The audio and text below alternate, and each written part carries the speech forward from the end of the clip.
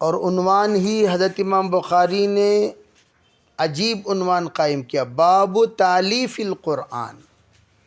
یہاں سے ایک بات معلوم ہو رہی ہے کہ آپ کہیں اس بات کے وسوسے میں نہ پڑیں جس طریقے سے دیگر احباب پڑے ہوئے ہیں تصنیف القرآن کے سلسلے میں، کہ قرآن تصنیف کیا ہوا نہیں، تالیف کیا ہوا، یعنی اللہ کا کلام ہے جو نازل ہوا حضور صلی اللہ علیہ وسلم پر، تو آپ علیہ الصلاۃ والسلام نے اس کو کہاں لکھنا چاہیے، کس جگہ لکھنا چاہیے، کیسے لکھنا چاہیے، آپ نے تفصیلات بیان فرمائے، تو اسی کے مطابق اس کی ترتیب دی گئی ہے، تالیف کی گئی ہے۔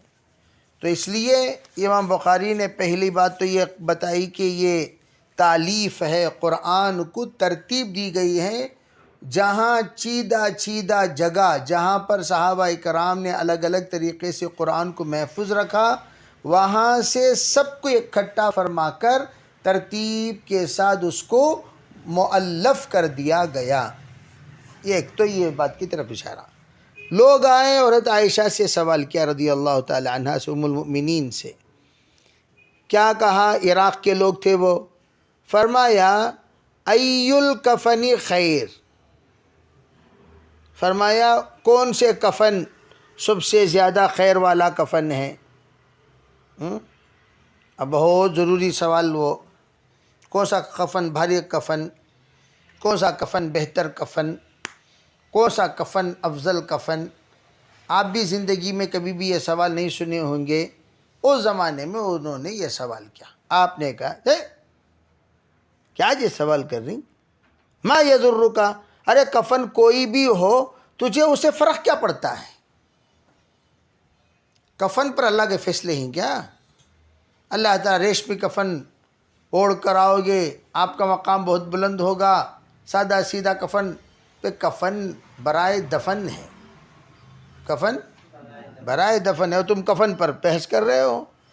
فرمایا قال یا ام المؤمنین ارنی مصحفک، اچھا ام المؤمنین آپ کے پاس قرآن کا نسخہ ہوگا؟ کہا جی، بتائیے نسخہ کہاں ہے، کیسا ہے؟ تو حضرت نے فرمایا کیوں؟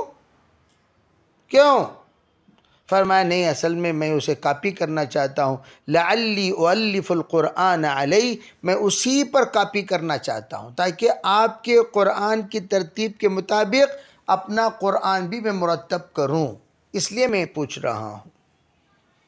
تو حضرت نے فَإِنَّهُ يُقْرَأُ غَيْرَ مُؤَلَّفٍ، اس لیے کہ قرآن جو پڑھا جا رہا ہے وہ مرتب نہیں ہے، مؤلف نہیں ہے، ایک جگہ جمع نہیں ہے، کوئی کہیں سے پڑھ رہا ہے۔ بعض علماء نے عجیب بات کہی، فَقْرَؤُوا مَا تَيَسَّرَ مِنْهُ، جس وقت یہ آیت نازل ہوئی اس کا مطلب کیا تھا؟ مطلب آج کا مطلب تو یہ ہے کہ جو تمہیں آسان ہو وہ پڑھو، جو تمہیں آسان ہو وہ پڑھو، یعنی جو تمہیں یاد ہو تجوید کے ساتھ، آسانی کے ساتھ، زبان پر جس کی تلاوت ہو سکے وہ پڑھ لیا کریں۔ اس وقت کا ترجمہ، اس وقت کا ترجمہ کیا تھا؟ ما تیسر، جو بآسانی تمہیں میسر ہو وہ پڑھ لیا کرو، بآسانی تمہیں میسر ہو۔ کیا مطلب؟ ابھی ان کے پاس جو قرآن پاک کی آیتیں ہیں وہ تمہارے پاس نہیں، تمہارے پاس جو ہیں وہ ان کے پاس نہیں، اب جو تمہارے پاس وہ تمہیں یاد ہے، ان کے پاس جو وہ انہیں یاد ہے، ان کے پاس جو وہ انہیں یاد ہے، یہ سب قرآن پڑھ سکتے ہیں؟ آپ پڑھ سکتے ہیں۔ تو جو تمہیں میسر ہیں اسے کیا کرو؟ پڑھو، یہ ہے فَقْرَؤُوا مَا تَيَسَّرَ مِنْهُ۔ تو فرمائے چیدہ پڑھ رہے ہیں، یہ اکٹھا کر دیے تو بڑا فائدہ ہو جائے گا، سب ایک ساتھ پڑھ لیں گے، اکٹھا ہو جائے گا قرآن۔ فرمانے لگی ما یضرک ایہ قرأت قبل انما نزل اول ما نزل منہ سورۃ من المفصل فیہا ذکر الجنت والنار۔ سنو کہ جو بھی تو پڑھے تو ایک بات سنو کہ قرآن پاک نازل جو بھی ہوا ہے وہ سب سے پہلے قرآن کی آیتیں جو نازل ہوئی وہ مفصلات ہیں، اور ان مفصلات میں جنت اور جہنم کے ذکر ہے. یہاں تک کہ جس وقت لوگ اسلام کی طرف رخ کرنے لگے، پھر اس کے بعد اسلام پر جب جم گئے، جڑ گئے، آ گئے، پھر اس کے بعد جو آیتیں نازل ہوئی وہ حلال و حرام کی نازل ہوئی. جب حلال و حرام کی آیتوں پر لوگ مجتمع ہو گئے تو اللہ تعالیٰ نے سب سے پہلے جو حرام کی آیت نازل فرمایا وہ لا تشرب الخمر. تو لوگوں نے کیا کہا؟ لا تشرب الخمر، لا ندع الخمر، لا ندع الخمر ابدا، ہم نہیں چھوڑیں گے شراب، وہ تو ہماری یار ہے. ارے اسی کی وجہ سے تو میرے پریوار میں عزت ہے. اس زمانے میں عزت، شرافت، مقام، مرتبہ شراب کی بنیاد پر. کس کی بنیاد پر؟ شراب. جس کے گھر میں جتنا پرانا شراب اتنا وہ بڑا آدمی. تو جو ہماری شرافت ہے اس شرافت کو ہم چھوڑ دیں؟ اسی لیے ان لوگوں نے عنب کو کرم کہا. حضور نے فرمایا لا تقول العنب کرم، اسے کرم مت کو، یعنی کیا مطلب؟ احترام کی چیز، اکرام کی چیز، اسے یوں ہی عنب عنب بول کر اسے سستا اور آسان مت قرار دو، بلکہ وہ قابل عزت اور احترام ہے، اس لیے کہ اسی وجہ سے ہمیں ہماری زندگی میں ہمارے خاندان کا احترام ہے. میری بیوی جو مجھے ملی وہ کس کی بنیاد پر ملی؟ شراب کی قدامت کی بنیاد پر. ارے تمہیں بھی ہمیں بھی ایک لیول کے آدمیاں بھی پرانے پی بٹا، تو اس اعتبار سے نسبتیں ہوا کرتی تھی.